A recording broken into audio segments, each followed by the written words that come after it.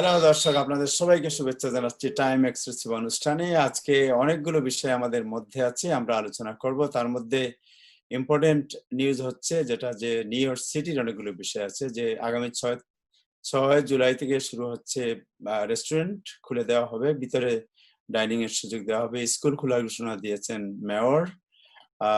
একটি stimulus package আসার সম্ভাবনা আছে, এবং যুক্তরাষ্ট্রে আবারও করোনা ভাইরাসের বিস্তৃতি বিভিন্ন জায়গায় দেখা যাচ্ছে। এই বিষয়গুলো আজকে আমরা আলোচনা করব। আমাদের সাথে আছেন আজকে ডক্টর কানিজ নীলুফার বানু, যিনি প্রথম টাইম টেলিভিশনে আসলেন। ডক্টর কানিজ নীলুফার, আপনাকে শুভেচ্ছা জানাচ্ছি টাইম টেলিভিশনে। Thank you Time Television for inviting me to this program. Thank you so much. Thank you. আমাদের সাথে আছেন জনাব নাজমুল আহসান, সম্পাদক, সাপ্তাহিক পরিচয়, প্রবীণ সাংবাদিক এবং সম্পাদক। জনাব নাজমুল আহসান, আপনাকে শুভেচ্ছা জানাচ্ছি। ধন্যবাদ তাহের। এবং আমাদের সাথে আছেন কামরুজ্জামান কামরু, উনি অন্যতম স্বত্বাধিকারী খাবার বাড়ি রেস্টুরেন্ট জ্যাকসন হাইট। আপনাকেও শুভেচ্ছা জানাচ্ছি। ধন্যবাদ টাইম টিভি এবং আবু তাহের ভাইকে। Thank you so much. আমাদের সাথে যোগ দেবেন মোহাম্মদ আব্দুল ওয়াহিদ চৌধুরী জাকির, যিনি আপনাদের স্টিমুলাস এবং অন্যান্য কোনো প্রশ্ন থাকলে, আনএমপ্লয়মেন্ট সহ বিভিন্ন প্রশ্ন থাকলে প্রশ্নের উত্তর দেবেন। আপনারা প্রশ্নগুলো আগ থেকে পাঠিয়ে দেন, তাহলে উনি দেখে আপনাদের প্রশ্নের উত্তর দেবেন। দর্শক, আমরা প্রথমেই শুরু করব দিনের নিউজ আপডেট দিয়ে। নিউজ আপডেট করবেন জনাব নাজমুল হাসান, সম্পাদক, সাপ্তাহিক পরিচয়। জনাব নাজমুল হাসান, আপনাকে অভিনন্দন জানাচ্ছি, শুভেচ্ছা জানাচ্ছি। দীর্ঘদিন থেকে আপনি আপডেট দিয়ে যাচ্ছেন এবং কমিউনিটিকে অনেকটা এডিট করে ফেলেছেন আপনি। দর্শক, যারা অনুষ্ঠানটি টেলিভিশন ছাড়া যারা ফেসবুকে দেখছেন, আমরা আশা করব অনুষ্ঠানটি আপনারা আপনাদের বন্ধুদের সাথে শেয়ার করবেন। জনাব নাজমুল হাসান। ধন্যবাদ।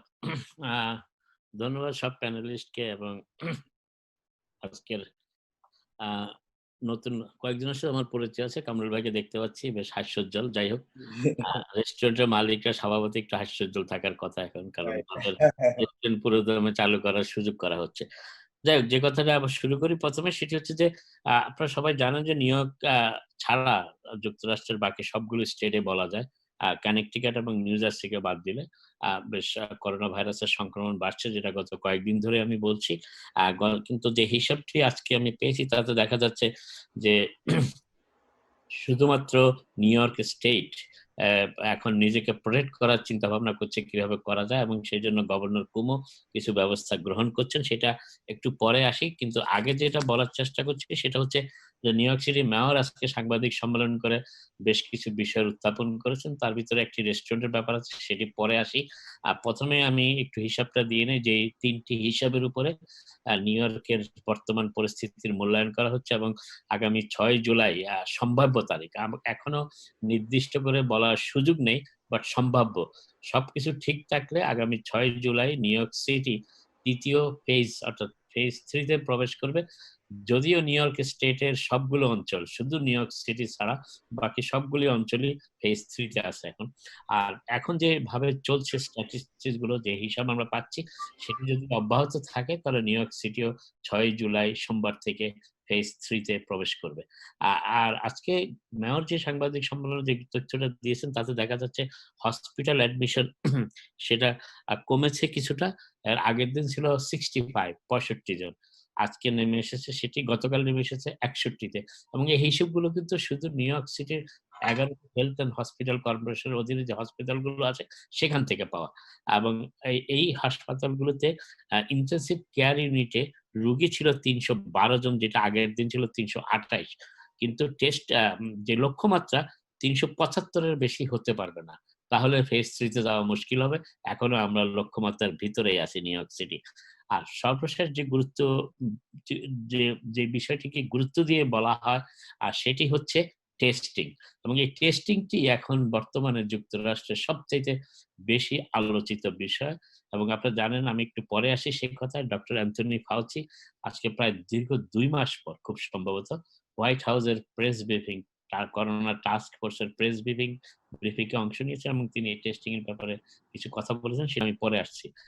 নিউ ইয়র্ক সিটির মেয়র আজকে যে বিষয়ের উপর গুরুত্ব দিচ্ছে সেটি হচ্ছে যে উনি সবসময় বলেন যে রেস্টুরেন্ট গুলো, ব্যবসার কিভাবে বাড়ানো যায় সেই ব্যাপারে তিনি কিছু পদক্ষেপ ঘোষণা করেছেন। আগেও কিছু করেছিলেন, আমরা জানি যে রেস্টুরেন্ট গুলো তার সামনের জায়গাটা ব্যবহার করতে পারত যদি সেটা ফায়ার হাইড্রেন্ট কিংবা বাস স্টপ না হতো, তাহলে তারা একটি খুব সহজ আবেদন প্রক্রিয়ার মাধ্যমে তারা সেই স্থানটা ব্যবহার করতে পারতো টেবিল বসিয়ে। কিন্তু আজকে যেটি বলেছেন সেটি আরো একটু বেশি গুরুত্বপূর্ণ, এবং এই জন্য গুরুত্বপূর্ণ যে রেস্টুরেন্ট গুলোর ব্যবসার জন্য কিছু কিছু রাস্তা বন্ধ করে দেওয়া হচ্ছে, যাতে রাস্তায় সিট বসানো যায়, বসিয়ে রেস্টুরেন্ট গুলো তাদের ব্যবসা ফিরে পাওয়ার চেষ্টায় নামতে পারে। এবং এই লক্ষ্যে ডিটেইল মেয়র স্পষ্ট করে কিছু বলেননি। ট্রান্সপোর্টেশন কমিশনার এবং স্মল বিজনেস এর কমিশনার যে তারা দুজনে মিলে এই বিষয়টি তৈরি করেছেন, এবং এই ব্যাপারে জানার জন্য প্রত্যেকটি রেস্টুরেন্ট মালিককে যোগাযোগ করতে হবে, এবং এর জন্য একটা নম্বর তারা দিয়েছেন আজকে। আমি নম্বরটা আজকে বলে দেই আবার। 1-888 SBS NOIC, খুবই সহজ নম্বর। 188 SBS ফর NOIC, অর্থাৎ 4 NOIC। এটি হচ্ছে নম্বর যদি কোনো প্রশ্ন থাকে। আরেকটা হচ্ছে যে এই যে সুযোগটা দেওয়া হচ্ছে রাস্তা বন্ধ করে, সেটার জন্য কিন্তু তাদের এলাকার বিজনেস ইমপ্রুভমেন্ট ডিস্ট্রিক্ট যদি থাকে, আর না হলে তারা সেখানকার বিভিন্ন ব্যবসায়ীরা মিলে সেটার জন্য আবেদন করতে পারেন। এবং এই এই বিষয়টি এইজন্য রাখা হয়েছে, ট্রান্সপোর্টেশন কমিশনার বলেছেন যে একই রাস্তার উপরে অনেকগুলো রেস্টুরেন্ট থাকতে পারে। এখন সবাই যদি একই রাস্তা ব্যবহার করতে চায়, সেখানে সমস্যা হতে পারে।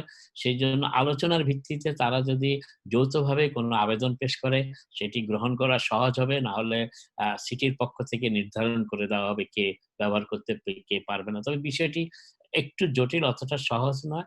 তবে এইজন্য রেস্টুরেন্ট মালিকরা যে নম্বরটি আমি দিয়েছি, আবার বলছি, 1888 SBS 4 NOIC, এই নম্বরে যোগাযোগ করতে পারেন। এটা তারা জানতে পারবেন বিষয়টি আরো। আর আরেকটি ব্যাপারে মেয়র আজকে বলেছেন, যেটি আমি গত কয়েকদিন আগেও বলছি, এখনো বলি এবং প্রথম থেকেই বলে আসছি। নিউ ইয়র্ক সিটিতে কেউ কখনো রেন্ট মওকুফ করা হয়েছে এই কথা কেউ বলেনি। গভর্নরও কোনদিন বলেননি, মেয়র ব্লাজিও বলেননি। যদিও এই বিষয়টা নিয়ে আমাদের কমিউনিটিতে একটি ধূম্রজালের সৃষ্টি হয়েছে, এবং অনেকেই মনে করছেন রেন্ট মওকুফ করা হয়েছে। কেউ বলার চেষ্টা করছেন মর্টগেজ মওকুফ করা হয়েছে। বিষয়টি মোটেও সত্যি নয়। যেটি সত্য সেটি হচ্ছে ব্লাজিও আ বারবার চেষ্টা বলছেন যে যারা ভাড়া থাকেন তাদেরকে কোনো না কোনোভাবে রিলিফ প্রদান করার জন্য। সেই রিলিফ কিন্তু ভাড়া মওকুফ নয়। সেই রিলিফ হচ্ছে যে মেয়র আজকেও সেটা উল্লেখ করেছেন, যারা ভাড়া দিতে পারছেন না, যাদের আয় নাই এখন এই মুহূর্তে, তারা যদি ল্যান্ডলর্ডদের সাথে একটা দফায় আসেন যে কয়েক কিস্তিতে বকেয়া ভাড়া পরিশোধ করতে পারবেন, সেই ধরনের জন্য তিনি অনুরোধ করেছেন। আর এটাও তিনি সাথে অনুরোধ করেছেন, যারা বিভিন্ন মাধ্যমে বিভিন্ন আনএমপ্লয়মেন্ট বলেন, বিভিন্নভাবে আয় করছেন, তারা যেন বাড়ির মালিকের ভাড়াটা পরিশোধ করে দেয়। কারণ ভাড়া পরিশোধ না করলে বাড়ির মালিকের পক্ষে বাড়িতে অনেক রকম সার্ভিস দেওয়া সম্ভব হচ্ছে না, নাও হতে পারে। তবে মেয়র বারবারই একটা কথা বলেছেন, তিনি স্টেটের কাছে অ্যাপিলও করেছেন, স্টেট কর্তৃপক্ষের কাছে, নিউ ইয়র্কের স্টেট কর্তৃপক্ষ, যে অগাস্টের 20 তারিখ যে মনিটরিয়াম শেষ হয়ে যাচ্ছে মামলা করার ভাড়া না দেওয়ার কারণে, সেটি ব্যাপারে গভর্নর যাতে একটু বিবেচনা করেন, স্টেট লেজিসলেটিভ বোর্ড যাতে বিবেচনা করেন। কিন্তু গভর্নরের পক্ষ থেকে ইঙ্গিত দেওয়া হচ্ছে গভর্নর এই বিষয়ে আর কোনো ছাড় দিতে চান না, কোনো রাজি নন। কারণ যথেষ্ট সময় দেওয়া হয়েছে। কারণ গভর্নরকে শুধু ভাড়াটিয়াদের সমস্যা দেখলে হবে না, গভর্নর ল্যান্ডলর্ডদের সমস্যাটিও গভর্নরকে এখন দেখতে শুরু করেছেন বলে মনে হচ্ছে। এবং আগস্টের 20 তারিখের ভিতরে যারা ভাড়া দিবেন না তারা আইনের মুখোমুখি হবেন। এটা আগে থেকেই, এবং এটি বাড়ানো হয়েছে ৩ মাস ইনফ্যাক্ট। তো সেই ব্যাপারে আমি যারা ভাড়াটি আছেন আমাদের কমিউনিটিতে, তারা আ জেনে বুঝে শুনে ব্যবস্থা গ্রহণ করবেন। যদি তারা সত্যিকার ভাবে তাদের আয় না থাকে, তাহলে তারা ল্যান্ডলর্ডদের সাথে কথা বলতে পারেন। তবে বেশ কিছু ল্যান্ডলর্ড অভিযোগ করেছেন আমার কাছে যে তাদের বাড়িগুলোতে কিংবা অ্যাপার্টমেন্ট সমূহে ভাড়াটিয়ারা আনএমপ্লয়মেন্ট এর বেনিফিট পাচ্ছেন, সব সুযোগ পাওয়া সত্ত্বেও শুধু এই রেন্ট রিলিফ বিলের দোহাই দিয়ে ভাড়া দেওয়া বন্ধ রেখেছেন। এতে তাদের পক্ষে ব্যবসা তাদের পক্ষে সার্ভিস দেওয়া মুশকিল হচ্ছে, তাদের মর্টগেজ পেমেন্ট করা মুশকিল হচ্ছে। মর্টগেজ কখনো কারো মওকুফ করা হয়নি। তবে মর্টগেজ ডেফার করার একটা আ পদ্ধতি চালু হয়েছে, সেটা ব্যাংক এবং যিনি মর্টগেজ নিচ্ছেন তাদের ২ জনের সাথে আলাপ আলোচনা সাপেক্ষ। সেটার কোনো নিয়ম নীতি জারি করা হয়নি। এরপরে আসি যে কথাটি বলতে চাচ্ছি, গভর্নর আজকে ইদানিং আপনারা জানেন যে গভর্নর কোনো টেস্টিং করেন না। কোনো সাংবাদিক সম্মেলন করেন না। টুইটের মাধ্যমে তিনি দিনের ফিগার গুলো দিয়ে যান। আজকে তিনি যে ফিগার গুলো দিয়েছেন তাতে দেখা যাচ্ছে যে টেস্টিং, যেটা এখনো গভর্নর খুব গুরুত্ব দিচ্ছেন, সেই সেই টেস্টিং এর ফলে দেখা যাচ্ছে যে গতকাল ৬১,৭২৩ জন টেস্ট গ্রহণ করেছেন করোনা ভাইরাসের। তার ভিতরে মাত্র ৮০৫ জনকে পজিটিভ চিহ্নিত করা গেছে। যদিও এই ফিগারটি 1.3%, কিন্তু সেটি আগের দিনের তুলনায় একটু বেড়েছে সামান্য, খুবই সামান্য 0.2%। আগের দিন ছিল 1.1%। আর হসপিটালে ভর্তি সংখ্যা ছিল ৯৫১ জন, যেটা আগের দিন ছিল ৯৯৬ জন। নিউ ইয়র্ক স্টেটে আমি বলছি। আর মৃতের সংখ্যা আগের দিন ছিল ১৭, গতকালকে সেটি ১৪ তে নেমে এসেছে। এটি খুব আশাব্যঞ্জক খবর এবং আমি একটু আগেই বলেছি যে নিউ ইয়র্ক সিটি ছাড়া নিউ ইয়র্ক স্টেটের সকল অঞ্চল এখন ফেজ 3 তে আছে। আর আজকে আরেকটি কথা আপনার যেটা আমি গতকালও বলেছি, আগের দিন হয়তো বলেছি, সেটা হচ্ছে যে নিউ ইয়র্কের অবস্থা ভালো হওয়ার কারণে অন্যান্য পার্শ্ববর্তী স্টেট থেকে অনেকেই এখন নিউ ইয়র্কে ফিরে আসতে চাইবেন। একসময় নিউ ইয়র্ক থেকে অনেকে চলে গিয়েছেন অন্য পার্শ্ববর্তী স্টেটগুলোতে, এবং এই বিষয়টি যাতে করোনা সংক্রমণের কারণ না হয় বেশি মাত্রায়, সেটি ঠেকানোর জন্য গভর্নর কিছু পদক্ষেপ গ্রহণ করেছেন। এবং গতকালে আমি বলেছি যে ৩ টি state, New York, New Jersey এবং কানেকটিকাট, এই ৩ টি স্টেট মিলে অন্যান্য আউট অফ স্টেট, বিশেষ করে যেখানে করোনা ভাইরাসের সংক্রমণ এখন ব্যাপক, ফ্লোরিডা, অ্যারিজোনা, আ ওকলাহোমা, আরো কয়েকটি স্টেট যাগুলো আছে, ৭ টি স্টেট মোটামুটি এই মুহূর্তে। সেখান থেকে যারা সবাই যাতে চলে আসতে না পারে নিউ ইয়র্কে, সেজন্য যারা বিশেষ করে নিউ ইয়র্কে এই ব্যাপারে একটু আ স্ট্রিট রাস্তা দিয়ে আসা সম্ভব নয়। নিউ ইয়র্কে আসতে হলে নিউ জার্সি কিংবা কানেকটিকাট হয়ে আসতে হবে। সেজন্য সেই স্টেটগুলো প্রয়োজনীয় ব্যবস্থা গ্রহণ করছে। যারাই নিউ ইয়র্কে প্রবেশ করবে কিংবা নিউ জার্সিতে কিংবা কানেকটিকাটে, তাদের ১৪ দিনের কোয়ারেন্টাইন বাধ্যতামূলক করা হচ্ছে। এবং গভর্নর গতকাল বলেছেন যে সিলেক্টিভ ভাবে তারা এই কোয়ারেন্টাইন মেনে চলা হচ্ছে কিনা তা পরীক্ষা করবে। আর গভর্নর আজকে যেটি বলেছেন সেটি হচ্ছে যে তিনি এয়ারলাইন্স গুলোর সাথে কথা বলছেন, যাতে বিভিন্ন স্টেট যেগুলো এখন করোনা সংক্রমণে বেড়ে যাচ্ছে, সেখান থেকে প্লেনে যারা নিউ ইয়র্কে নামবেন, নিউ ইয়র্ক এয়ারপোর্ট গুলোতে নামবেন, তাদেরকে কিভাবে কোয়ারেন্টাইনের আওতায় আনা যায় সেই বিষয়টি চিন্তা ভাবনা করা হচ্ছে, এবং সেই জন্য তিনি এয়ারলাইন্স গুলোর সাথে কথা বলছেন। হয়তো অন্য কোনো রকমের সেফটি মেজার হয়তো তিনি গ্রহণ করবেন। আর একটু আগে যে কথাটি বলেছিলাম যে যুক্তরাষ্ট্রের সর্বত্র এই করোনা সংক্রমণের হার বেড়ে যাচ্ছে মাত্রাতিরিক্তভাবে, এবং ডক্টর অ্যান্থনি ফাউচি, যাকে সবচাইতে বেশি বিশ্বাস করা হয় এই পর্যন্ত এই করোনা ভাইরাস সম্পর্কিত তথ্য প্রদানের ক্ষেত্রে, তিনি আজ বলেছেন যে বিশেষ করে যুব সমাজের যে ড্যাম কেয়ার অ্যাটিটিউড, অর্থাৎ এই মাস্ক ব্যবহার কিংবা সোশ্যাল ডিস্টেন্সিং মেনে না চলার প্রবণতাতেই কয়েকটি স্টেটে এই করোনা ভাইরাসের সংক্রমণ বাড়ছে, এবং তিনি টেস্টিং এর উপর গুরুত্ব দিয়েছেন। যদিও এই ব্যাপারে তার সাথে প্রেসিডেন্টের একটা মতবিরোধ আমরা জানতে পারছি ইদানিং, এবং প্রেসিডেন্ট চাচ্ছেন যত সংখ্যক কম টেস্ট করে, কারণ এর ফলে টেস্টিং বেশি করালে আক্রান্তের সংখ্যা বেশি বেড়ে যাবে, এটা তার জন্য রাজনৈতিকভাবে ক্ষতিকর হবে, সেই জন্য তিনি সেটা এড়াতে চাচ্ছেন। এবং ডাক্তার ফাউচি টেস্টিং এর উপর গুরুত্ব আরোপ করছেন, এবং তিনি বলেছেন, অবশ্য আজকে একটি কথা বলা হচ্ছে যে অনেক স্টেট, বিশেষ করে আরিজোনার কথা উল্লেখ করা হয়েছে, যে সেখানে যে পরিমাণ মানুষ টেস্ট নিতে চায় সেই পরিমাণ টেস্ট গ্রহণের ফ্যাসিলিটি সেখানে নাই। ল্যাবগুলো ক্ষমতার তাদের যতটুকু ক্ষমতা আছে টেস্ট করার জন্য, তার চাইতে বেশি অবস্থান এখন লোকের টেস্ট চাহিদা। তো সেইজন্য তারা একটু হিমশিম খাচ্ছেন। টনি ফাউচি এবং প্রেসিডেন্ট ট্রাম্পের টাস্ক ফোর্সের লোকজন আরো একটি নতুন টেস্টিং এর কথা আজকে বলেছেন, সেটি হচ্ছে পুল টেস্টিং।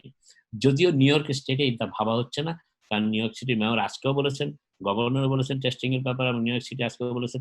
নিউ ইয়র্ক সিটির হেলথ এন্ড হসপিটাল কর্পোরেশন হসপিটালগুলো তো আছেই। বাকি সব হসপিটাল, যেকোনো নিউ ইয়র্কবাসী, আমি আবারও বলছি, যেকোনো নিউ ইয়র্কবাসী চাইলে পিসিআর টেস্টিং এবং অ্যান্টিবডি টেস্টিং, সোয়াব টেস্টিং, যেটাকে অ্যান্টিবডি টেস্টিং এবং পিসিআর যেটিকে সোয়াব টেস্টিং বলা হয়, তা নিতে পারেন, এবং এটি সম্পূর্ণ বিনামূল্যে। কোনো নিউ ইয়র্কবাসীকে এই করোনা টেস্টিং এর জন্য কোনো প্রকার চার্জ দিতে হচ্ছে না। কিন্তু অ্যান্থনি ফাউচি আজকে যেটা বলেছেন সেটি পুল টেস্টিং।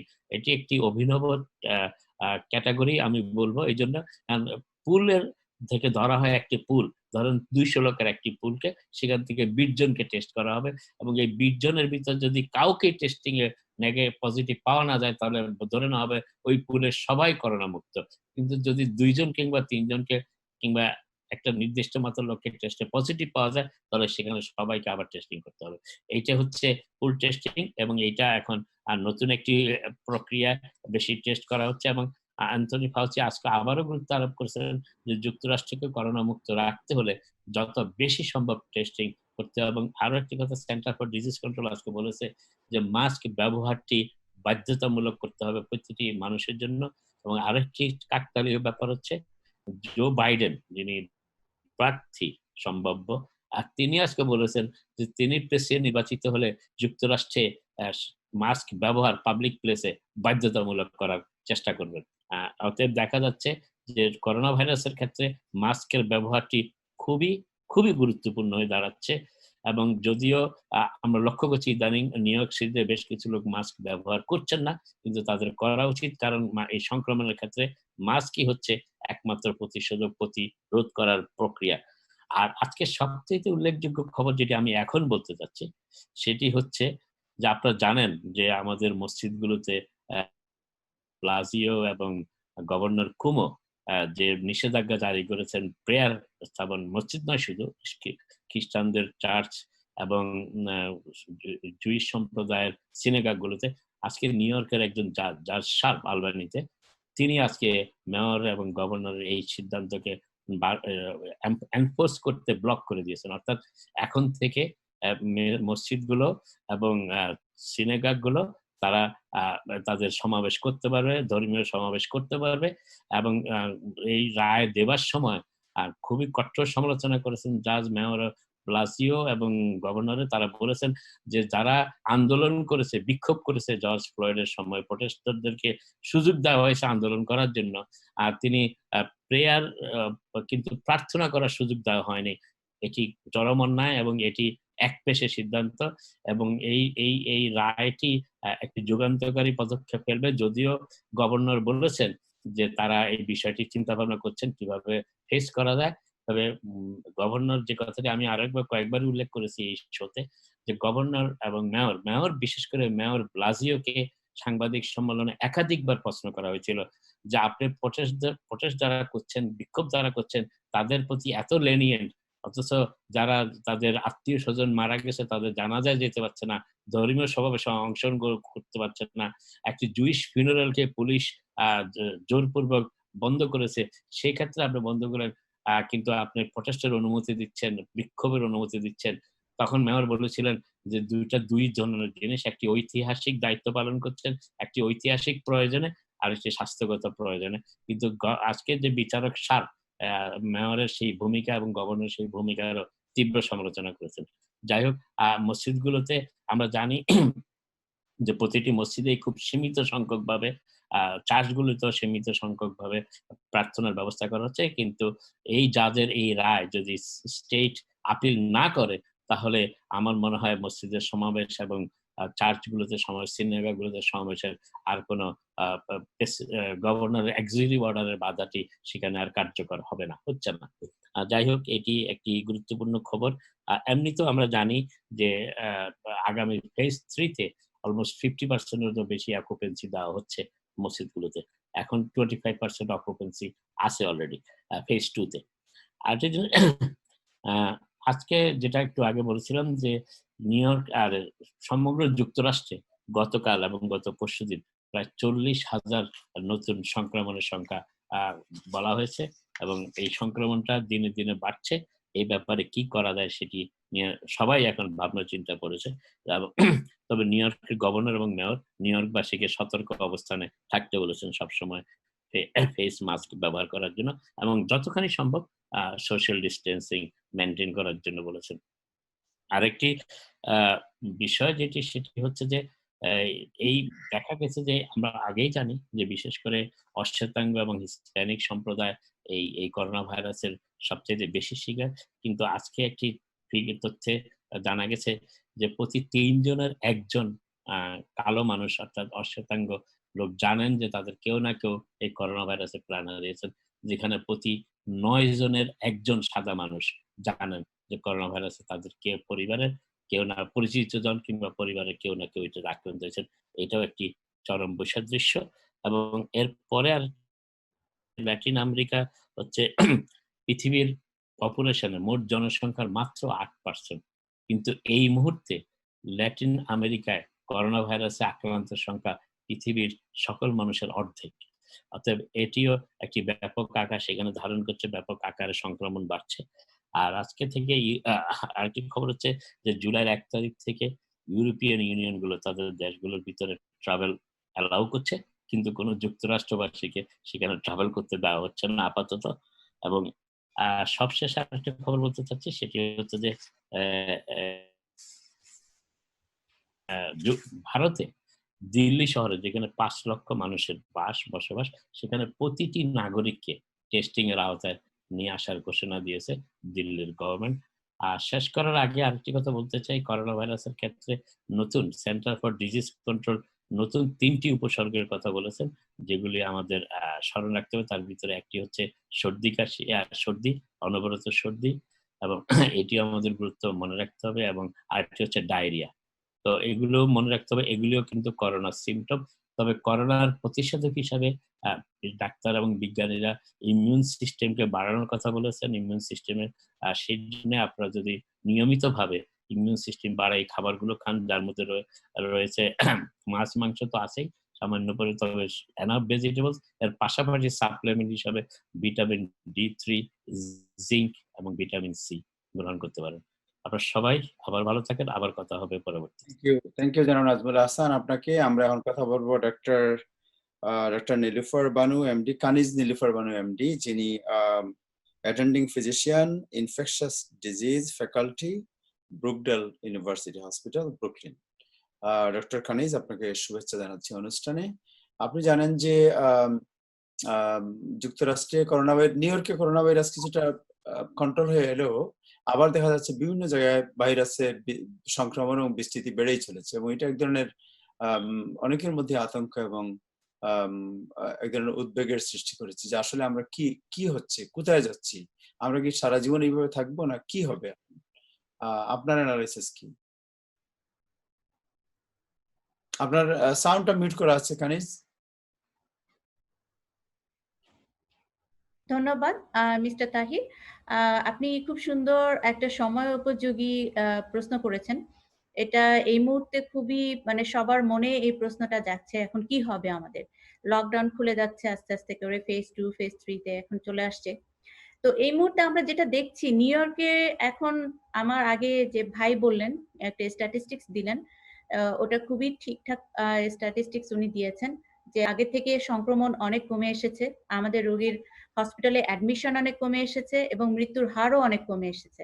এখন আমরা যেটা দেখতে পাচ্ছি, যখন লকডাউনটা রিলিজ করা হচ্ছে বিভিন্ন স্টেটে, আমরা যখন সাউথের দিকে তাকালে আমরা দেখতে পাচ্ছি ফ্লোরিডাতে, তারপর ক্যালিফোর্নিয়ার স্ট্যাটিস্টিক্সে বলছে যে গত 2 সপ্তাহে তাদের 56,000 নতুন কেস দেখা গেছে। আমরা টেক্সাসে দেখছি, তারপর অ্যারিজোনাতে দেখছি যে ওখানে কেসগুলো খুব দ্রুত বেড়ে যাচ্ছে।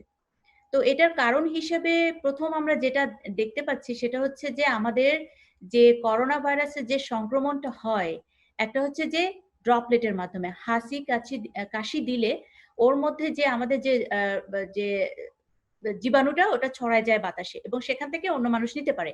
আরেকটা হচ্ছে ফোমাইট বা টাচের মাধ্যমে। তো আমরা দেখছি বিচে বা বিভিন্ন মার্কেটে যখন বা মলে মানুষ যখন যাচ্ছেন, নাম্বার 1 তারা মাস্কটা ঠিকমতো ব্যবহার করছেন না। মাস্কটাকে দেখা যাচ্ছে যে হয় মুখের মধ্যে আছে কিন্তু মুখের নিচে ঝুলে আছে, অথবা নাকের নিচে ঝুলে আছে। সো মাস্কটা তারা ঠিকমতো ব্যবহার করছেন না। তারপর হ্যান্ড ওয়াশিং, যেটা তারা রেস্টুরেন্টে যাচ্ছেন, বিভিন্ন জায়গায় যাচ্ছেন, তারা ডিসটেন্স মেইনটেইন করছেন না। সেখানে মানে পাশাপাশি বসছেন, সবার তাদের সাথে খাওয়া-দাওয়া এটা শেয়ার করছেন। তো যার ফলে এটা ভাইরাসটা একজনের থেকে আরেকজনের কাছে খুব তাড়াতাড়ি ছড়ায় যাচ্ছে।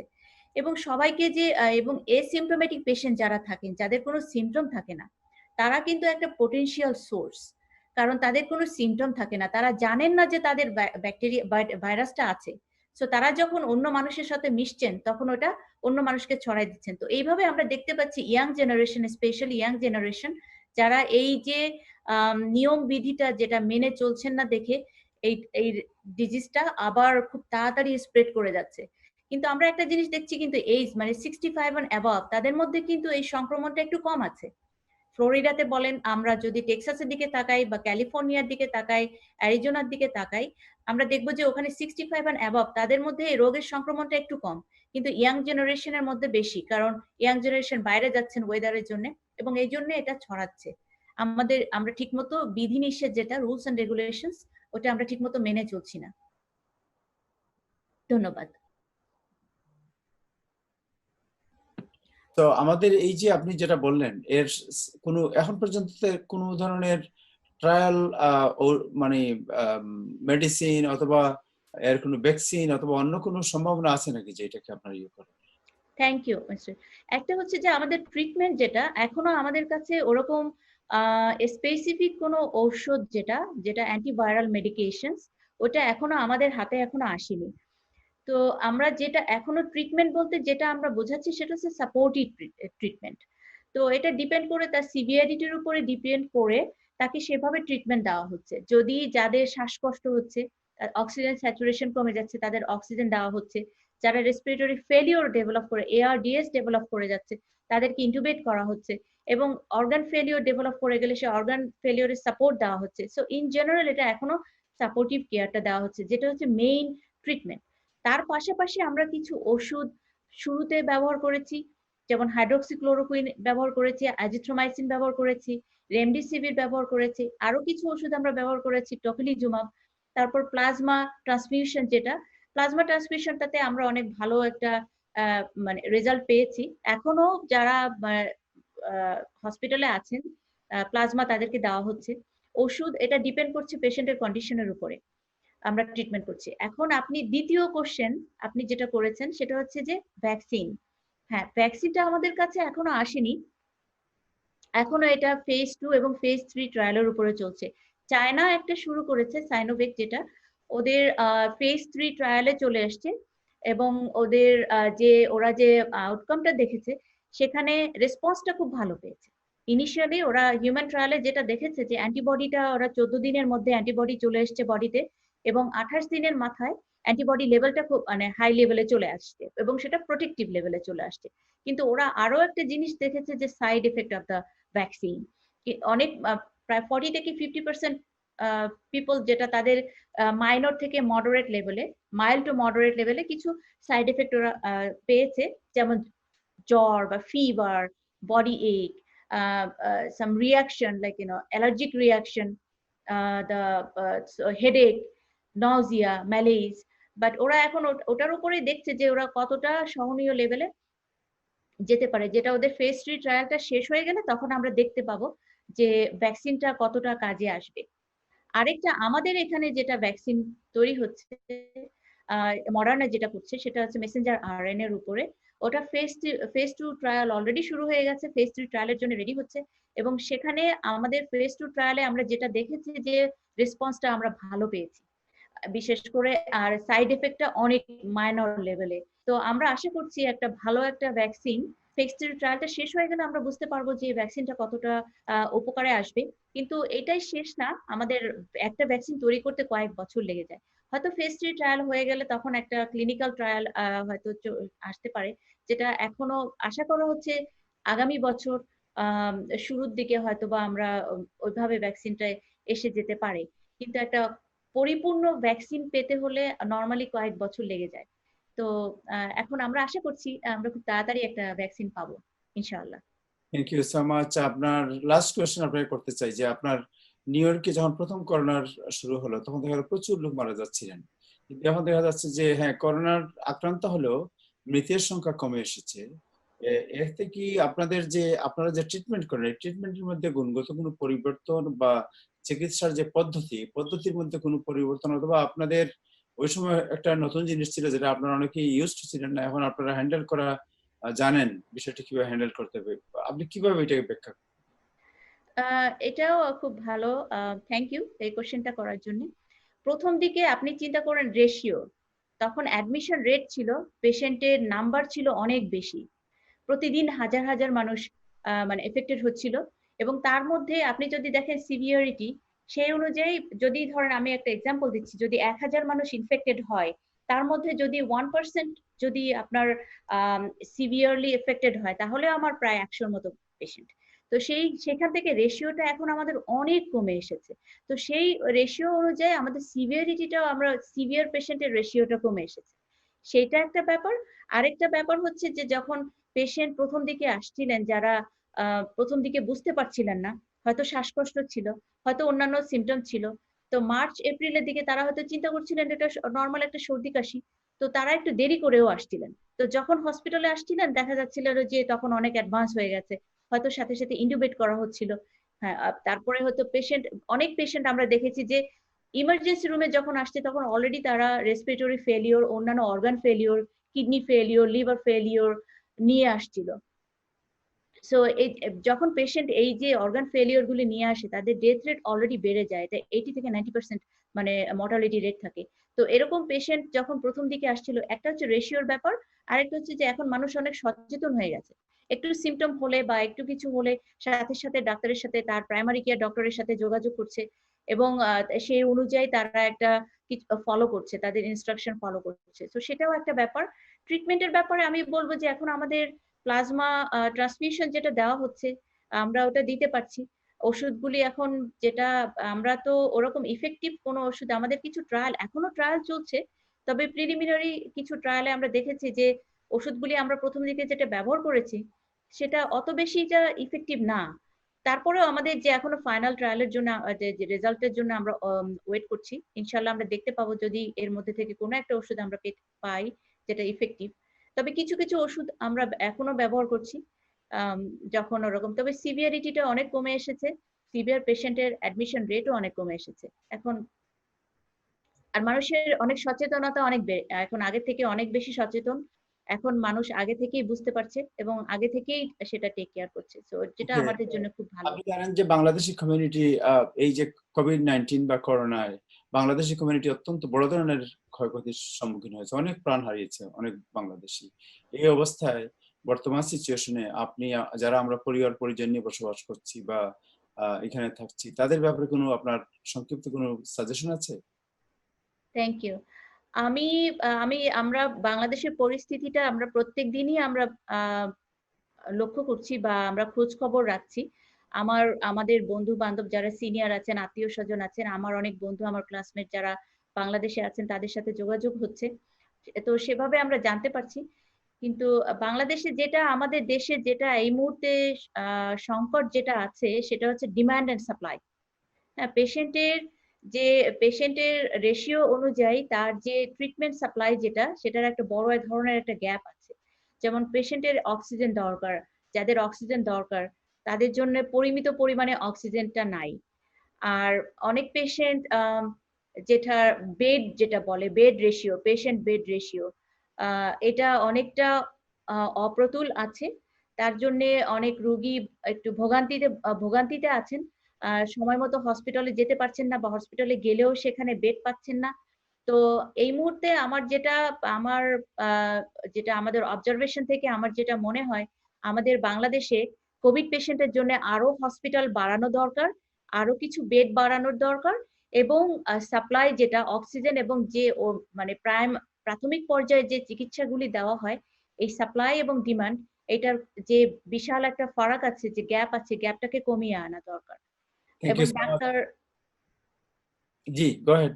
ডাক্তার আমাদের দেশে প্রচুর ডাক্তার আছেন এবং তারা যথেষ্ট অভিজ্ঞ ডাক্তার, এবং ডাক্তারদেরও আমাদের একটা প্রোটেকশনের ব্যাপার। আমরা প্রত্যেক দিনই খবর পাচ্ছি ডাক্তার মারা যাচ্ছেন, সিনিয়র ডাক্তার মারা যাচ্ছেন, জুনিয়র ডাক্তার মারা যাচ্ছেন, এবং আমাদের জুনিয়র ডাক্তার কয়েকজন মারা গেছেন, আমরা তাদেরকে চিনি, আমাদের মেডিকেলের কলেজের বা অন্য মেডিকেল কলেজের ছিলেন।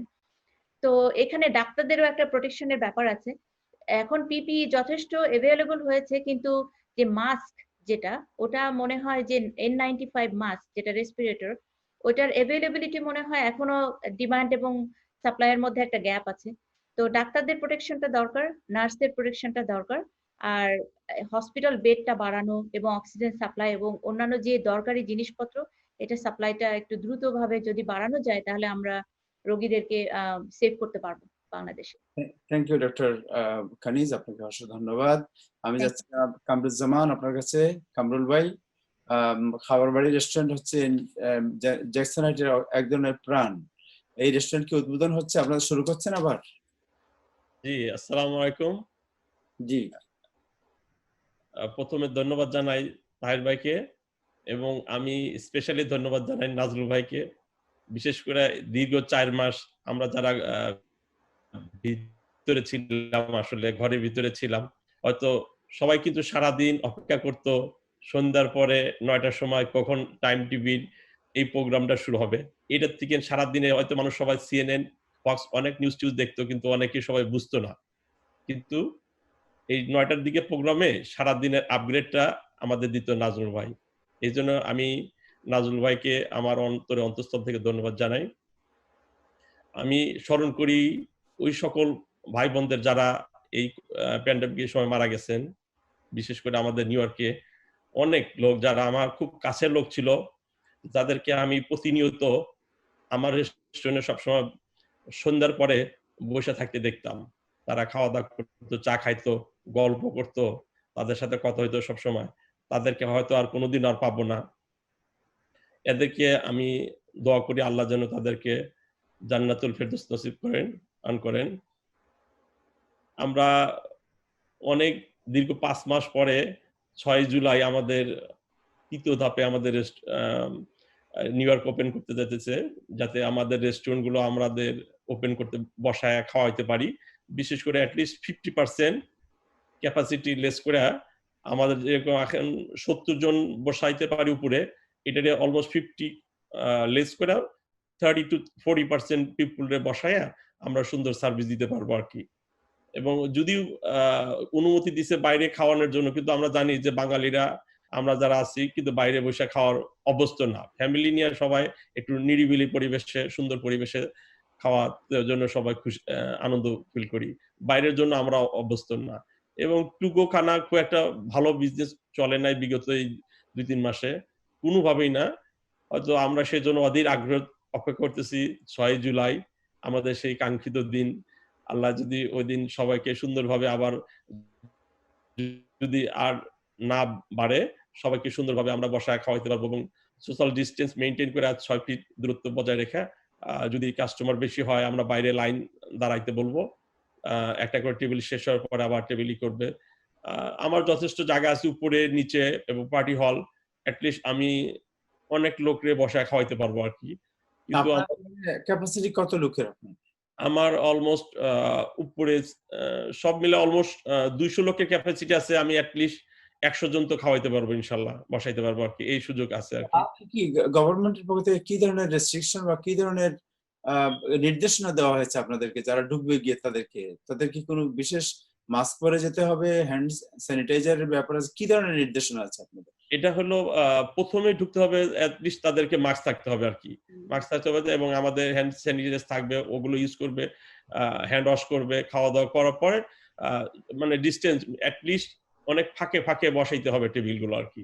যাতে সবাই আগের মতো যে সেই আমাদের আগের মতো বসায় ওইভাবে আমরা খাওয়াইতে পারবো না আরকি। হয়তো ওই সুযোগ হয়তো আরো অনেক সময় লাগবে। কিন্তু এট লিস্ট আমরা বসায়া খাওয়ার সুযোগটা ৬ জুলাই থেকে আমাদের পাবো বলে আশা করি আমরা। সব রেস্টুরেন্টে সেম জিনিস করবে? হ্যাঁ, সব জ্যাকসনের মোস্টলি সব রেস্টুরেন্টে এই সবার ক্ষেত্রে একই নিয়ম। তারাও এই নির্দেশনা পালন করবে। আ এট লিস্ট সবার আনন্দের ব্যাপার হলো এট লিস্ট কিছু না হলে বাইরে দাঁড়া থাকেও হয়তো বইসা খাওয়ার সুযোগ পাবে। এটাই আমাদের সবচেয়ে বড় আনন্দ এবং আমরা সবার ওই লোকগুলোকে আবার দেখতে পাবো যে বইসা আবার খাইতেছে আরকি সবাই। কারণ আপনি জানেন যে জ্যাকসনাইটে এট লিস্ট লোকজন যারা যায় না, এই বইসা খাওয়ার সুযোগটাই বলে অনেকে যায় না। যায় ঘুরতে করে না আরকি। সেই সুযোগটা ইনশাআল্লাহ হয়তো আসবে ৬ জুলাই। আমরা আশা করি এটা। Thank you. আমার মনে হয় যে যদি মাস্ক যারা পরবে না তাদেরকে কি ঢুকতে দেবেন আপনারা? না, মাস্ক না পরলে ওই ভিতরে ঢোকার সুযোগ নাই। হয়তো আমাদের এক্সট্রা মাস্ক আছে, ওগুলো দিয়ে দেব যে এট লিস্ট ওরা পরে থাকবে আরকি। আমরা মাস্ক অলরেডি রাইখা দিছি যাতে কোনো কাস্টমার যদি মাস্ক না থাকে সেকেন্ড এ আমরা দিয়ে দেই যাতে মাস্ক পরে সে বাইরে ভিতরে ঢুকতে পারে আরকি। কিন্তু আমরা আশা করি যে খুব সুন্দর একটি আবার শুভ দিনের সূচনা হবে। আমি একটু আগে কথা বললাম অ্যাস্টোরিয়ার আলাউদ্দিন রেস্টুরেন্টের টুপনের সাথে। তিনিও বললেন যে তারাও ৬ তারিখে তাদের আলাউদ্দিন রেস্টুরেন্টের উদ্বোধন করবেন, ভিতরে খাওয়ার ব্যবস্থা করবেন।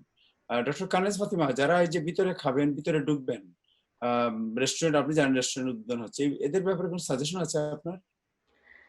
Thank you mister Tahir. যেটা আমরা বলবো যে আমরা এখন যে মেডিকেল আমাদের CDC center for disease control guideline গাইডলাইন বের করেছে যে সব অফিস আমরা আস্তে আস্তে যে ওপেন করছি, রেস্টুরেন্ট ওপেন করছি, তারপর মলগুলি ওপেন করছি, মার্কেটগুলি ওপেন করছি, তো প্রত্যেকটা জায়গায় একটা মানে সুন্দর গাইডলাইন দেওয়া আছে তো আমার আগে ভাই বললেন যে উনি উনি ঠিকই বলেছেন, সবকিছু ঠিকঠাক মতো বলেছেন। যেটা ফার্স্ট হচ্ছে যে একটা ডিস্টেন্স মেনটেন করতে হবে, সোশ্যাল ডিস্টেন্স মেনটেন করতে হবে। সেজন্য যে টেবিলের সংখ্যা কমিয়ে এনে এবং একটু ফাঁকা ফাঁকা করে বসানো, তারপর মাস্ক ব্যবহারটা ম্যান্ডেটরি, হ্যান্ড ওয়াশিংটা, তো আপনার মানে ওনারা ঢোকার শুরুতে ওখানে কিছু হ্যান্ড ওয়াশিং রাখতে পারেন, যেটা হচ্ছে নন টাচ, এখন তো নন টাচটা পাওয়া যায়, তো ওখানে রাখতে পারেন। তো কাস্টমাররা যখন ঢুকবেন তখন হাতটা হ্যান্ড ওয়াশ করে নিতে পারেন। তারপর খাওয়া দাওয়ার পরে তো ওয়াশ করার একটা সুযোগ থাকবে। আর হচ্ছে যে ক্লিনিং, খাওয়ার পরে যখন একটা কাস্টমার যখন খেয়ে উনি চলে যাবেন, যে টেবিলটা ওইটা আবার সুন্দর করে যদি ডিসইনফেক্টেন্ট দিয়ে যদি সুন্দর করে মোছা হয়, চেয়ার এবং টেবিল এটা মোছা। আর আরেকটা অপশন আছে যে ডিসপোজেবল চেয়ার কভার বা টেবিল কভার। হ্যাঁ, তো এটা অনেক সময় এক্সপেন্সিভ হয়ে যেতে পারে কারণ অনেক কাস্টমার আসবে।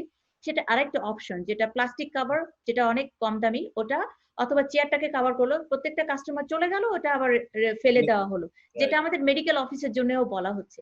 আরেকটা জিনিস খুব ইম্পর্টেন্ট, সেটা হচ্ছে যে ঢুকতে যে রিসেপশন, যেটা ওখানে তো যেহেতু ম্যাক্সিমাম ফ্লোরটা মানুষের ফ্লোরটা ওখানে, তো ওখানে কর্মচারী যারা থাকবেন কাজ করবেন তাদের প্রোটেকশনের জন্য ওখানে গ্লাস ব্যবহার করা যেতে পারে। হ্যাঁ, তো গ্লাসটা ব্যবহার করলে পেশেন্ট না, মানুষ যখন আসবে হাঁচি কাশি দিলেও তাদের ওই যে সংক্রমণের রেটটা অনেক কম থাকবে। তো ওইখানে যদি ঢোকার মুহূর্তে ওখানে যদি একটা গ্লাস দিয়ে দেওয়া হয়, যেটা এখন মেডিকেল অফিসে দিয়ে দেওয়া হচ্ছে, রিসেপশনে একদম ফ্রন্ট ডেস্কে দিয়ে দেওয়া হচ্ছে, অথবা যদি গ্লাস না দেওয়া যায় প্লাস্টিক, ট্রান্সপারেন্ট প্লাস্টিক কভার যদি দেওয়া যায়, এবং যদি আপনাদের সমস্যা হয় যে জায়গার জন্য জায়গা বাড়ানো যাচ্ছে না, তো অনেক সময় আপনার ট্রান্সপারেন্ট প্লাস্টিক দিয়ে একটা সেকশন করে করে দিতে পারেন, তাহলে একটা মানুষ থেকে আরেকটা মানুষের সংক্রমণটা অনেক কমে যাবে। যেটা আমরা মেডিকেল অফিসে বলা হচ্ছে যদি দরকার হয় তাহলে ওটা করা যেতে পারে, যে ট্রান্সপারেন্ট প্লাস্টিক দিয়ে যে জিপ থাকে ওটা দিয়ে আপনি ওটা এক একটা ছোট ছোট ব্লক করে দিতে পারেন, যদি রেস্টুরেন্টের জায়গা মানে কম জায়গা থাকে বা জায়গার সংকুলান না হয়, তো ওটা একটা অপশন একটা আছে। তো থ্যাংক ইউ সো এভাবে মাচ। মেনটেন করলে ইনশাআল্লাহ মনে হয় যে আমরা আমাদের রেটটা যে কমে এসেছে এটা আমরা মেনটেন করতে পারবো। থ্যাংক ইউ ডক্টর কানিজ নীলিফার বানু, আপনাকে আমাদের সময় দেওয়ার জন্য। আশা করি আবার দেখা হবে ইন ফিউচার। আপনাকে আমরা মাঝে মধ্যে একটু কষ্ট দেবো। Thank you so much. আপনাকে অনেক অনেক ধন্যবাদ এন্ড আসসালামু আলাইকুম। Thank you so much, thank you the panel. আমি অনেক কিছু এখান থেকে জানতে পারলাম। Thank you so much. Thank সবাই ইউ। ভালো থাকবেন। আমরা আপনার কাছে জানলাম অনেক কিছু, মানে ইন ফিউচার আমরা আনবো, যেহেতু আপনার কালকে হয়তো আপনার ডিউটি আছে, সুতরাং you have to sleep now, এই জন্য আপনাকে বলবো। Thank you so much. Thank you so much. Thank you. আমাদের সাথে যুক্ত হয়েছেন আব্দুল ওয়াহেদ চৌধুরী জাকির। জাকির, আমরা আপনার কাছে জানতে চাই what is the update of any stimulus is coming and unemployment, এসব নিয়ে অনেক প্রশ্ন আছে, আপনি হয়তো দেখেছেন ইতিমধ্যে বেশ কিছু প্রশ্ন। আসসালামু আলাইকুম সবাইকে। আপডেট আসলে নতুন কোনো আপডেট নেই, কিছু কিছু কোয়েশ্চেন আপনি আজকে কয়েকজন জিজ্ঞাসা করছেন, আপনি জিজ্ঞাসা করছিলেন যে নতুন stimulus, second stimulus package or question, there is a lot of talk, অনেক কথা হইতেছে মনে করেন যে newspapers or websites and things like that, but there's nothing substantial আসলে আসছে এটা নিয়ে কথা, অনেক কথা বলতেছে হচ্ছে যে অনেকগুলো সেনেটর বিভিন্ন প্রপোজাল দিছে, আজকে ট্রাম্পও বলছেন যে উনি আশা করতেছেন second stimulus package, but these processes are so long, so we don't know exactly what's going to happen. So they're thinking, okay, আগে যে 1200 টাকা করে দিছিলেন বা 2400 টাকা করে দিছিলেন, how much impact did it really have on the economy, right? So এটা সম্বন্ধে এখন পর্যন্ত আসলে কিছু বলাটা is going to be too early. So we're going to leave it at that. At this time, we don't know, if there's going to be a second stimulus package. If there is, we don't know what's going to happen. আচ্ছা, এখানে আরেকটা জিনিস নিয়ে কিছু লোক question করতেছেন যে বাড়ি ভাড়ার যে বিষয়টা নিয়ে, যে ওনারা লিংক পাইতেছেন না, বা how should we apply for that relief that the governor signed like 2 weeks ago, the $100 million. So governor office বলছেন যে basically আপনার একটু ওয়েট করতে হবে, the link is going to be available in the next couple of days, I think within about 7 days or so. তখন easy ওয়েতে এই rent রিলিফের জন্য অ্যাপ্লাই করতে পারবেন আপনারা। But the thing is, if you are going to be eligible or not, that's a whole different question. আপনাদের eligibility জন্য you have to be having basically no income for at least April, May, June, July, এই আগের 3 মাস, plus আপনার wedge loss হইতে হবে, tips loss, আনএমপ্লয়মেন্টের যে income গুলো আছে টেকনিক্যালি এগুলো না থাকলে then you should be able to apply. এটা হলো আপনার যে রেন্টাল বার্ডেন আছে, রেন্টাল বার্ডেন থাকতে হবে at least 30% of your total income and so on and so forth. So আপনার বেসিক্যালি প্রুভ করতে হবে যে আপনার ইনকাম লস হয়েছে, এবং এটার যে ক্রাইটেরিয়া গুলো আছে, I think they will open up the portal to, but এখানে আমি সবাইকে বলবো যে বেশি আশা করা ঠিক হবে না, কারণ আমাদের বেশিরভাগ লোকে আনএমপ্লয়মেন্ট পাচ্ছেন, এবং I think some of the people may be getting more than what they used to earn. So we let's hope for the best, but এখানে একটু কিছু কেভিয়েট গুলো চিন্তা করতে হবে আর কি। কয়েকজন কোয়েশ্চেন করছেন যে কামাল মিলন বলছেন যে আমি একজন ইয়েলো ক্যাব ড্রাইভার, ভাড়া চালায়, আমার ইআইডিএল এর খরচ কিভাবে করতে পারি? সো ইআইডিএল এর খরচ নিয়ে আমরা অনেকবার কথা বলছি, বাট বেসিক্যালি আপনারা যদি ট্যাক্সি চালক হয়ে থাকেন, ইআইডিএল এর খরচগুলো মানে বিজনেস অপারেটিং এক্সপেন্সেস ইনক্লুডিং আপনার যে গাড়ির পেমেন্ট আছে, মান্থলি পেমেন্ট গুলো করতে পারবেন, gas, insurance, and those kind of stuff you can pay for that. You cannot pay part the ruling right now, you cannot pay আপনার যে পুরা গাড়ি যদি আপনি ক্লিয়ার করবেন কিনা, এটা আসলে অডিট হলে আপনি এটাতে মানে ঝামেলায় পড়ে যাবেন। এটা একশটে করার জন্য আপনাকে টাকা দেয়নি, মানে লং টার্ম কোনো লোন রিজলভ করার জন্য এই টাকাটা দেয় নাই ওরা। সো এখানে যদি আপনি অনেক টাকা পেয়ে থাকেন, lot of people applied by saying this is my income, the Uber এর পুরা অ্যামাউন্টটা দিয়ে দিলে অনেক টাকা বেশি দিছে, কেউ 40,000 টাকা পর্যন্ত পাইছেন। So that may be a difficulties to spend that money the right way, but this is up to you how you're going to spend it. But our suggestion is follow, আপনি যে কন্ট্রাক্টটা সাইন করেছেন ওনাদের সাথে, ওইখানে কিন্তু very clearly লেখা আছে যে what are the ways you can expense it. So basically these are going to be business operating expenses on a daily basis. আরেকজন জিজ্ঞাসা করেছেন যে আমি যদি ইআইডিএল লোন পাওয়ার পর কামাল এই টাকাটা আমি ফেরত দিতে পারবো না কিনা যে কোনো সময়? Yes, you can pay that money at any time at no penalty. স্কুলের বাচ্চার প্রথম বলেছিল 400 টাকা পাওয়ার কথা, এটা কিভাবে পাওয়া যাবে? So they're going to be sending ওই টাকাটা, আপনার বাচ্চারা যদি ফ্রি লাঞ্চ খেয়ে থাকে usually, so they should be getting that check directly by mail. I'm not sure if there's any other ways you should be able to do that, but you can always get more information by calling 311, but এই টাকাটা automatically পাওয়ার কথা আপনাদের। আসলে তার আপনি কি অন্য কোনো কোয়েশ্চেন গুলো দেখতেছেন? প্রশ্ন করতে লোন অনেকেই পেয়েছেন আমি জানি। জি। এটা কি আপনার ইন্টারেস্টটা শুরু হবে কবে থেকে? যেদিন থেকে লোনটা আপনার ব্যাংকে আসবে ওই দিন থেকেই না? So you have 12 months of forbearance. আপনি পেমেন্ট গুলো, ইন্টারেস্ট গুলো শুরু হবে 12 মাস পরে আর কি। তো 12 মাস পর্যন্ত আপনি no interest? No interest, no payment. Yeah. No interest, no payment at this time. Yeah. Okay. Oh, this is very good. So it's a 3.75 interest rate. 3.75 interest rate. So I mean the interest rates are good and everything. এখানে আরেকজন কিছু কিছু লোক হালাল হারাম নিয়ে কথা বলতেছেন, এটা আসলে this is a whole different question. এটা আপনি নিজেরা চিন্তা করতে পারেন এটা নিয়ে। আরেকটা হলো যে এই যে এই লোন বা যেটা দেওয়া হচ্ছে, এটা কি আপনি মনে করেন এর মধ্যে অনেকেই বলতে ফরগে আপনার মাফ করে দেওয়ার মতো কি একটা বলছি না, $10,000 মাফ করে দিতে পারে এর মধ্যে? So EIDL has two parts to it, right? EIDL has one part is grant up to $10,000, which is going to be forgivable, but it's depending on the number of employees you have. So আপনি যদি self-employed থাকেন, তো basically the number of employees one, which is yourself. So আপনি ওই grant থেকে 1,000 টাকা যদি পেয়ে থাকেন, that is forgivable. But the loan side to it, those are not forgivable. So ওইটা আপনাকে পেমেন্টটা করতে হবে আর কি। So that's number one. আমরা যেটা সাজেশন করতেছি যে আপনি যদি গ্রান্ট পান, ওটা তো আপনি মুকুফ অটোমেটিক হয়ে যাবে। আর যদি আপনি লোনটা পান, you should create another separate account, put that money over there, and you spend that money little by little, however you think is going to be beneficial to you. But আমরা আবার বলতেছি যে সবাইকে যে আপনি যদি ডাইরেক্ট বড় কোনো লোন পেমেন্ট করে ফেলেন, বাড়ি কিনে ফেলেন, গাড়ি কিনে ফেলেন, বা পেমেন্ট গুলো করে ফেলেন, এটাতে কিন্তু আপনি যদি অডিটে পড়েন তাইলে আপনার ঝামেলা হবে না। আমি অডিটে না পড়লে তো it's not a problem. So we don't know how much কতজন লোক অডিটে পড়বেন বা পড়বেন না, we don't know that. আচ্ছা, আর পিপিপি লোন যেটা যারা যদি ট্যাক্সি অপারেটর থাকেন, তারা যদি পিপিপি লোন পেয়ে থাকেন, টেকনিক্যালি আনএমপ্লয়মেন্ট এবং পিপিপি লোন একসাথে আপনার নেওয়া উচিত না। বাট এখন যদি আপনি পিপিপি লোন নিয়ে থাকেন, হয়তো বা 39 উইকস এর মধ্যে আপনার ওই জিনিসটা শেষ হয়ে যাবে। So you have another 6 months to spend the PPP loan. Technically it's going to be fine. You will be automatically forgiven because যেহেতু আপনি self-employed and you got that money based on your net income, then you will be আপনি ওই PPP লোনটা পুরোটাই আপনি forgiveness আপনি পেয়ে যাবেন এর জন্য। Thank you Abdul Wahid Zaki. জনাব নাজমুল হাসান, আপনি জানেন যে মেয়র বলেছেন যে সেপ্টেম্বরে স্কুল খোলা হবে, এই বিষয়ে কিছু বলবেন? হ্যাঁ, উনি তো প্রশ্নের উত্তরে যেটা বলেছেন, ধন্যবাদ, বলেছেন সাংবাদিকের প্রশ্নের উত্তর বলেছেন 2 মাস তো এখনো অনেক বাকি। হুম। ২ মাসে আমাদের কি পরিস্থিতি দাঁড়ায় নিউ ইয়র্কের এর উপর হ্যাঁ, প্রাথমিক উনি যেটা বলেছেন যে ২ মাস এখনো অনেক বাকি। আমরা চেষ্টা করছি আর এই কিছু স্কুল ওভার ক্রাউডেড অলরেডি। সেগুলোতে কিভাবে সোশ্যাল ডিসট্যান্সিং মেইনটেইন করা যায় আমরা সেটা বলব। আর সেটা চিন্তা করছি। এখনো অগ্রিম চিন্তা করার কোনো কারণ নাই। যদি সিচুয়েশন খারাপ হয় তাহলে আবার ডিসট্যান্স লার্নিং এ যাব কিংবা আমরা অন্য কোনো ব্যবস্থা করব। কিন্তু এটার কোনো সুনির্দিষ্ট কথা উনি বলেননি আজকে সেটা বলেন। তো আজকের যে উল্লেখযোগ্য খবর ছিল যেটি আমি প্রথমে তখন উল্লেখ করিনি সেটা হচ্ছে ইমিগ্রেশনের খবর।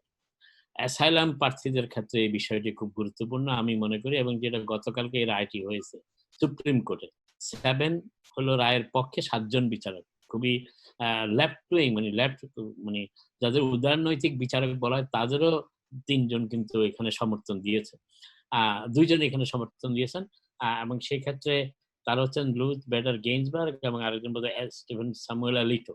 তো যাই হোক রায়টি হচ্ছে যে কোনো অবৈধ অভিবাসী যুক্তরাষ্ট্রে রাজনৈতিক আশ্রয় ক্লেম করলে তাকে যদি সেই বর্ডার পয়েন্টে কিংবা অন্যখানে তাকে সেটা ডিনাই করা হয় সে যে হেভিয়াস কর্পাস মামলা করতে পারত সেটি সুপ্রিম কোর্ট নাকচ করে দিয়েছে সেটি এবং এটি 9th সার্কিট কোর্ট সেটির অনুমতি দিয়েছিল হেভিয়াস কর্পাস এবং এই জন্য ট্রাম্প প্রশাসন সুপ্রিম কোর্টে গিয়েছিল এবং আজকে ট্রাম্প প্রশাসনের পক্ষে রায়টি দেওয়া হয়েছে এর ফলে ভবিষ্যতে যারা এই অ্যাসাইলাম ক্লেম করবেন অবৈধভাবে প্রবেশ করে তারা হেভিয়াস কর্পাসের সুবিধাটি আর পাচ্ছেন না এটি একটি বিষয় আর আরেক কিছু লোক প্রশ্ন করেছেন দেখতে পাচ্ছি আমি যে 3 state New York New Jersey এবং কানেকটিকাট অন্য স্টেট থেকে মানুষ আসার ব্যাপারে নিউ ইয়র্কে কিংবা কানেকটিকাটে প্রবেশ করার ব্যাপারে নিউ জার্সিতে যে বিধিনিষেধ আরোপ করেছেন গভর্নর কুমো এবং বাকি 2 জন গভর্নর সে ব্যাপারে বিষয় জানতে চেয়েছেন যারা বাসে করে আসবেন তাদের জন্য পরামর্শ হচ্ছে যে বাসের কোম্পানি সেই বাসে ওঠার আগে কিংবা টিকিট করার সময় সেই বিষয় জেনে নেবেন যে তারা কোয়ারেন্টাইন পলিসিটা কিভাবে ফলো করছে এবং নিউ ইয়র্ক স্টেটও এই কোয়ারেন্টাইনের ব্যাপারটি স্পষ্ট করে এখনো কিছু বলেননি তবে যতটুকু বলা হচ্ছে ধারণা করা হচ্ছে যে কোয়ারেন্টাইনে থাকা অর্থাৎ কোনো কাউকে বাস থেকে নামিয়ে কিংবা গাড়ি থেকে নামিয়ে কোয়ারেন্টাইনে নিয়ে যাওয়া হবে না সেরকম কোয়ারেন্টাইন কোনো ফ্যাসিলিটির কথা বলা হয়নি তবে বাসে তারা আসবেন সেই বাসের কোম্পানির সাথে তারা যোগাযোগ করতে পারে যে তারা নিউ ইয়র্ক আসলে তাদের কি অবস্থা হবে আর গাড়িতে করে যারা আসবেন তারা মোটর ভেহিকেলে ফোন করতে পারেন নিউ ইয়র্ক নিউ জার্সি কিংবা কানেকটিকাটের মোটর ভেহিকেল কর্তৃপক্ষ বলতে পারবে তারা গভর্নরদের সেই নিষেধাজ্ঞা কিভাবে কার্যকর করছে আরেকটি বিষয় যেটি বলার চেষ্টা করছিলাম সেটি হচ্ছে রেস্টুরেন্ট গুলোর ব্যাপারে সবচেয়ে গুরুত্বপূর্ণ হচ্ছে যে রেস্টুরেন্ট গুলোতে ফেস মাস্ক ব্যবহার মোটামুটি বাধ্যতামূলক এবং একটু আগে কামরুল ভাই বলেছেন যে উনি কিছু ফেস মাস্ক রেখেছেন small business administration new York সিটির যেটি আছে তারা প্রতিটি রেস্টুরেন্টকে পর্যাপ্ত পরিমাণে ফেস মাস্ক সরবরাহ করছেন আরেকটি বিষয় যেটা রেস্টুরেন্টগুলো নিজেদেরকে প্রোটেক্ট করার জন্য করতে পারে সেটা হচ্ছে যে হ্যান্ড স্যানিটাইজার তো আসে তার পাশাপাশি তাদের যেভাবে সাবওয়েকে প্রতিদিন একবার করে স্যানিটাইজ করা হয় সেই প্রতি রাত্রে যদি প্রতিটি রেস্টুরেন্ট আর তাদের রেস্টুরেন্টের স্পেস গুলোকে স্যানিটাইজ করার ব্যবস্থা করেন এবং এক্ষেত্রে সিটি স্মল বিজনেস অ্যাডমিনিস্ট্রেশন থেকে তারা সহযোগিতাও পেতে পারে থ্যাংক ইউ জনাব Abdul Hasan thank you so much Abdul Rohit Zakir আপনি কিছু এড করবেন আর কোনো কিছু এড করার আছে আর না এখন তো জুলাই 15 আসলে যে ডেডলাইন গুলো চলে আসতেছে অলরেডি সো যারা মানে এখন যেহেতু অনেকগুলো accounting firm including hours have limited space as far as সবাই মোটামুটি অ্যাপয়েন্টমেন্টের সাথে নিচ্ছে আপনারা আগে যদি এক্সটেন্ড করে ফেলেন তাহলে আপনাদের জন্য সুবিধা প্রিপেয়ারদের জন্য একটু সুবিধা হবে thank you that's all I think to keep in mind আরেকটা জাকির ভাইয়ের সাথে একটু অ্যাড করে দেই জি প্লিজ এটা হচ্ছে যে July 15 is the last date but যদি কেউ জুলাই 15 এর ভিতরে শেষ না করতে পারে সে কিন্তু এক্সটেনশনের অ্যাপিল করতে পারবে ফর অক্টোবর 15 কিন্তু তার যদি কোনো ট্যাক্স পাওনা থাকে সেটা জুলাই 15 এর ভিতর দিয়ে ফেলতে হবে হ্যাঁ পেনাল্টি জনাব very good point Nazmul so basically আপনারা মানে basically you can do your tax return within the next three years so আপনি যদি টাকা পেয়ে থাকেন সরকারের কাছে আপনি you have the next 3 years to file the tax return not a problem যারা টাকা দেয়া লাগবে then you should be paying as Nazmul said ahead within the July 15th then to avoid penalties জনাব কামরুজ্জামান কামরুল ভাই আপনাদের খাবারের যে আগের যে প্রাইস ছিল প্রাইস সেম থাকবে না প্রাইস বাড়াচ্ছেন না, প্রাইস তো সেম। প্রাইস তো আর বাড়ানোর কোনো সুযোগ নাই। মেনু আমাদের দরকার আগে কাস্টমার আগে এসে বসে তাহের, একটা তাহের, আমি শুনতে পাচ্ছি, সত্য মিথ্যা জানি না এখনো, কিছু কিছু রেস্টুরেন্ট প্রাইস কমানোর চিন্তা ভাবনা করছে। রাইট। এটা ঠিক যে কমনের চিন্তা ভাবনা অনেকের আছে এবং আমরা চেষ্টা করব যাতে কোন জিনিসের প্রাইস জানি একটা পেনি না বাড়ে। আমরা পারতপক্ষে ওই সেম প্রাইসে রাখা আব্দুল ভাই, আমি এটাও শুনেছি যারা টেক আউট নিবে তাদেরকে বিশেষ ছাড় দেওয়া হবে। আর টেক আউটে নিলে তো আমাদের সুযোগ সুবিধা আরো অনেক বেশি, যে একটু অনেক ডিসকাউন্ট দিয়ে দেই। যদি মনে করো আপনার $20 হয়েছে ভাই $15 দেন, অথবা $17 হয়েছে ভাই $15 দেন আরকি। মানে একটু ডিসকাউন্ট দেওয়ার একটা সুযোগ থাকে টেক আউট। মানে যত বিক্রি ওরা তো সে আমার বসার স্পেস ইউজ করতেছে না, আমার ওখানে গ্লাস ট্যাপকিন কোনো কিছু ইউজ করতেছে না, সেই হিসেবে তো অনেক সুযোগ একটু পাই থাকে সবাই। থ্যাংক ইউ সো মাচ জনাব আব্দুল ওয়াহিদ চৌধুরী জাকির, আপনাকে ধন্যবাদ। জনাব নাজবুল হাসান, আপনাকে অশেষ ধন্যবাদ। জনাব কামরুজ্জামান, আপনাকে অশেষ ধন্যবাদ। আমরা আশা করি যে আমাদের যারা পরিচিত সবাই ইনভাইটেড হবেন যেদিন ওই খাবার বাড়ি উদ্বোধন করা হবে, এবং নাজুল ভাই সেই খাবার বাড়ির খাবার এবং তার পরিবেশ বিষয়ে সার্টিফিকেট দিবেন। আমরা আমাদের এখনো সেই ব্যাপারে কিছু মন্তব্য করা যাচ্ছে না, আমাদেরকে ওয়েট এন্ড সি। তবে আমার একটা পরামর্শ আছে, এই যারা নতুন খুঁজছে তারা যদি তাদের মেনুতে পরিবর্তন আনেন, বৈচিত্র্য আনেন, সবাই যদি একই খাবার পরিবেশন করেন, মানুষের আগ্রহ কমে যাবে। আমি একটা সেকেন্ড বলি, একটা মিনিট বলি। আমি দেখেছি বেশ কিছু রেস্টুরেন্ট নতুন ভাবে তাদের নতুন মেনু আনছে, বিশেষ করে কয়েকটি চেইন রেস্টুরেন্ট। আমি মনে করি বাংলাদেশের রেস্টুরেন্ট গুলো একটা সুযোগ আমেরিকানদের, বিদেশিদের খাবার বা তাদের বা আমাদের খাবারের প্রতি আগ্রহ সৃষ্টি করার জন্য সেটা এখনো নিতে পারেনি তারা। Thank you so much. আমি দর্শকদের বলবো, দর্শকদের কালকে আমরা বলেছিলাম যে অনুষ্ঠানটি আমরা প্রতিদিনই প্রচার করে থাকি, এটা আপনারা কি মনে করেন এটা জানানোর জন্য। অলমোস্ট সবাই বলছেন যে এটা কন্টিনিউ করার জন্য, বাট আপনাদের কাছে একটি অনুরোধ করবো। আমরা এতদিন কিছুই বলি নাই যে এই মার্চের 18 তারিখ থেকে এ পর্যন্ত একদিন এই অনুষ্ঠান বন্ধ থাকেনি, কিন্তু এই অনুষ্ঠানটি অত্যন্ত ব্যয়বহুল এবং আমরা কোনোদিন কারো কাছে বলিনি আমাদের স্পন্সর বা কোনো কিছু করার জন্য। এটা যদি আমাদের কন্টিনিউ করে, তাহলে আমাদের দর্শকদের কোঅপারেশন এবং সহযোগিতা এবং স্পন্সরশিপ প্রয়োজন হবে। আশা করি এই বিষয়টি আপনারা বিবেচনায় রাখবেন এবং আমাদের সাথে যোগাযোগ করবেন। আমাদের সাথে যোগাযোগ করতে হলে 7184829923 এই নম্বরে যোগাযোগ করতে পারবেন। আবার বলছি 7184829923 এই নম্বরে যোগাযোগ করতে পারবেন। আপনাদের কোঅপারেশন, আপনাদের সহযোগিতা যদি থাকে তাহলে হয়তো আমরা এই প্রোগ্রামটি পুরোপুরি প্রতিদিনই কন্টিনিউ করতে পারবো। এটা ডিপেন্ড করবে যে এটার কস্ট এন্ড এটার কস্টের সাথে এটার যে আপনার আমাদের যে প্রোডাক্ট, এই প্রোডাক্টের সমন্বয় থাকতে হবে, আদারওয়াইজ এটা আমাদের পক্ষে সম্ভব হবে না। বাট আমরা এরপরেও প্রোগ্রামটি কন্টিনিউ করবো। আমরা এটা নিয়ে আলোচনা করছি আমাদের বন্ধু বান্ধব, শুভাকাঙ্ক্ষী যারা আছেন তাদের সবার সাথে, কারণ লক্ষ লক্ষ প্রায় কোটির উপরে মানুষ এই অনুষ্ঠানটি দেখেছেন এবং তারা প্রতিদিনই আমাদেরকে অসংখ্য ফোন করেছেন বিভিন্ন জায়গা থেকে, পৃথিবীর বিভিন্ন জায়গা থেকে ফোন করে ধন্যবাদ এবং কৃতজ্ঞতা জানিয়েছেন। দর্শক, আপনারা সবাই ভালো থাকবেন। আগামীকাল রাত 9টায় আবার দেখা হবে। সবাই ভালো থাকবেন, সবাই সবার পাশে থাকবেন এবং সতর্ক থাকবেন। খোদা হাফেজ। ধন্যবাদ।